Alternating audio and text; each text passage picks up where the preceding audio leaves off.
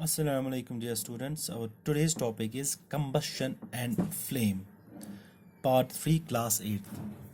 Yesterday, we were reading about fuels, and I told you that the fuels are combustible substances which releases enough energy or heat to be used for domestic and industrial purposes. जो fuel है domestic purpose के लिए we mostly use would हम use करते हैं, LPG use करते हैं, kerosene use करते हैं, काउडंग और बायोगैस वी यूज़।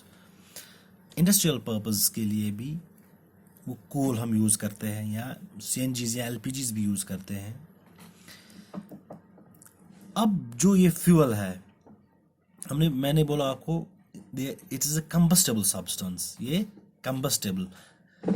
कंबस्टेबल हो गया जो बर्न हो जाए।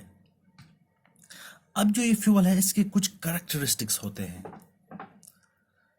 फॉर अ गुड फ्यूल तो डिफरेंट टाइप्स हैं। अब गुड फ्यूल कौन है? जो गुड फ्यूल उसको कहते हैं जो जनरेट करे या रिलीज करे एनफ एनर्जी, बहुत सारी एनर्जी, यूज कम हो जाए और एनर्जी एनफ ये करे और कंबशन उसका प्रॉपर कंबशन हो, फुल कंबशन हो, वो होता है गुड फ्यूल। अब इसके कैरेक्टरिस्टिक्स और क्या क्या है, गुड फ्यूल किसको कहते हैं?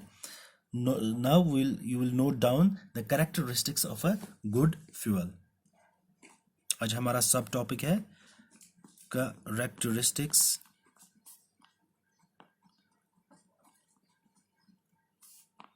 Of a good fuel.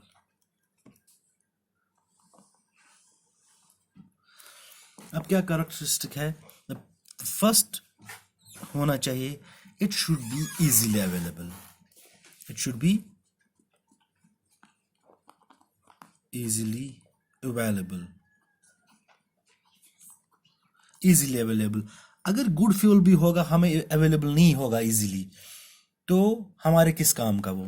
Then we can not call it's a good fuel. जब हम इस्तेमाल ही नहीं कर पाएंगे, जब वो इजीली अवेलेबल ही नहीं है हमारे पास, कॉमन पीपल को इजीली अवेलेबल ही नहीं है, तो it does not fulfil the quality of a good fuel हमारे लिए, for a common people.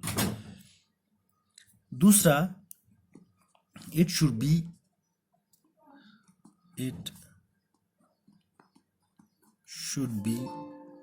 Cheap. Cheap हो गया सस्ता, ये सस्ता होना चाहिए। अगर महंगा होगा तो it will be out of reach for the common masses, और जो मोस्टली जो हमारी कंट्री है ये पुअर है, एग्रीकल्चर बेस्ड है, यहाँ पे लोग जो है पुअर है। तो जो फ्यूल होगा उसका ये गुड फ्यूल का कैरेक्टर ये होना चाहिए कि ये सस्ता होना चाहिए। आपने देखा होगा जो सब्सिडीज गवर्नमेंट देती है एलपीजीज पे या सीएनजीज पे या केरोसिन्स पे, इन पे सब्सिडीज क्यों देती है? ताकि ये कॉमन पीपल तक भी, जो लोग गरीब हैं वो तक इसका इस्तेमाल कर पाएं। इसलिए जो गवर्नमेंट है वो सब्सिडीज देती है। It should be easily available, it should be cheap. और क्या होना चाहिए? It should burn easily to release energy.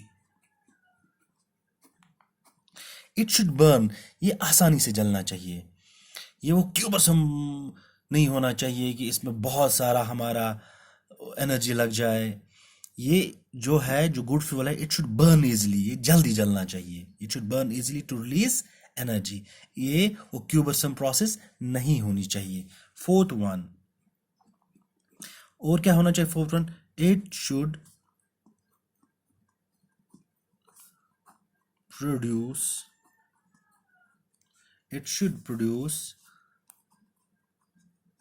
large amount of energy। ये लार्ज अमाउंट ऑफ बहुत सारी एनर्जी प्रोड्यूस करना चाहिए। हम जितना यूज करें, say for example we are using 1 kg of coal, तो ये एनफ एनर्जी क्या करना चाहिए? रिलीज फॉर एग्जाम्पल हम कोई चीज़ एलपीजी लाते हैं, इसकी कीमत फॉर एग्जाम्पल 800 रुपये है एक सिलेंडर की। अब जो इसका वैल्यू है, इसके बाद हम पढ़ेंगे कैलोरीफिक वैल्यू जो है, इसका कैलोरीफिक वैल्यू हाई होना चाहिए, हाई होना चाहिए। कम जले मगर एनर्जी ज़्यादा दे, कम जले मगर एनर्जी ज़्यादा, ताकि जो चीज़ हम इसमें पकाएं वो जल्दी पक जाए या बन जाए। वरना ज़्यादा फ्यूल यूज़ होगा और एनर्जी, अगर उसमें फ्यूल ज़्यादा यूज़ हो रहा है, एनर्जी कम रिलीज कर रहा है, तो that will not fulfil the criteria of a good fuel. The good fuel, it should produce a large amount of energy. Fifth one, it should not leave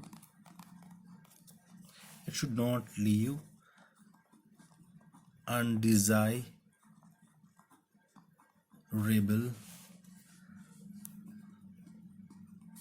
residues behind to cause pollution.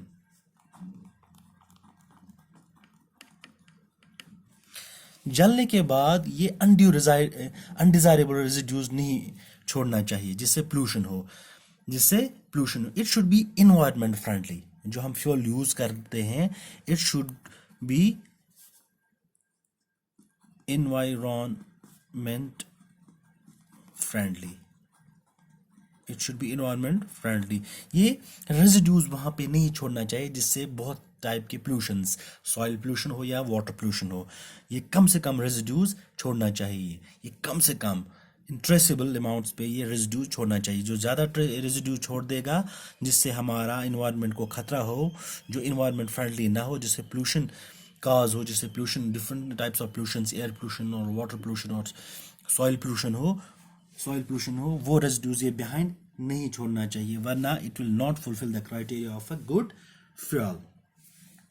अब ये question उठता है कि how do we know which fuel produces how much energy, कि कौन सा fuel good है और कौन सा बैड है, कौन सा। अब मैंने आपको बोला it should burn easily to release energy and it should produce large amount of energy. हमें कैसे पता चलेगा, क्वेश्चन अराइज होता है, ये हमें कैसे पता चलेगा कि कौन सा फ्यूल कितना एनर्जी रिलीज करता है। ये क्वेश्चन यहाँ पे अराइज होता है। The question arise here. अब क्वेश्चन एक अराइज होता है, how do we know which fuel produces how much energy?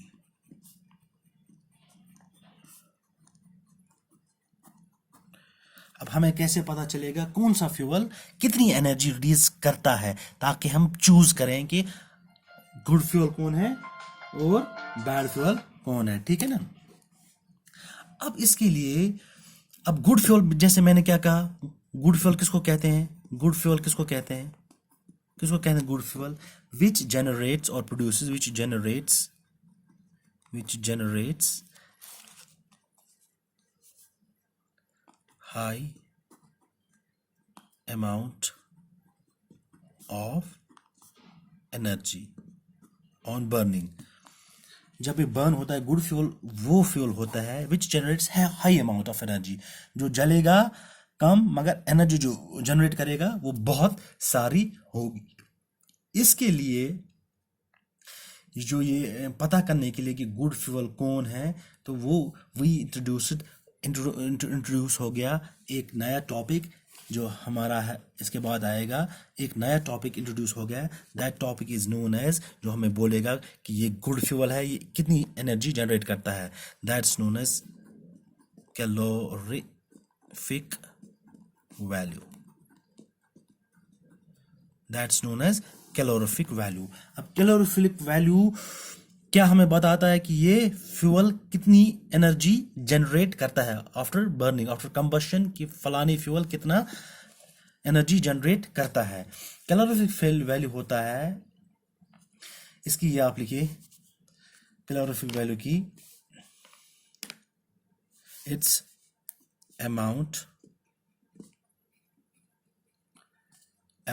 of heat energy produced, its amount of heat energy produced on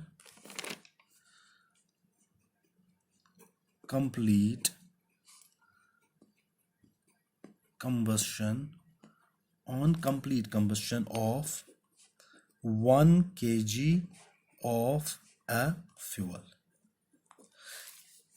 ये होता है calorific value, amount of heat energy produced, heat energy produce होना on complete combustion, जब कोई चीज पूरी उसकी combustion हो, पूरी बर्निंग उसकी हो जाए, कंबशन मीन्स बर्निंग, पूरा कोई फ्यूल है वो पूरा जल जाए ऑफ 1 kg फ्यूल, हमने 1 kg फ्यूल लिया, फॉर एग्जाम्पल हमने कोल लिया 1 kg कोल जब पूरा जल जाएगा, जब पूरा कंप्लीट उसकी कंबशन हो जाएगी, तो वो कितनी हीट एनर्जी प्रोड्यूस करता है, कितनी हीट एनर्जी प्रोड्यूस करता है, उसको बोलते हैं कैलोरीफिक वैल्यू।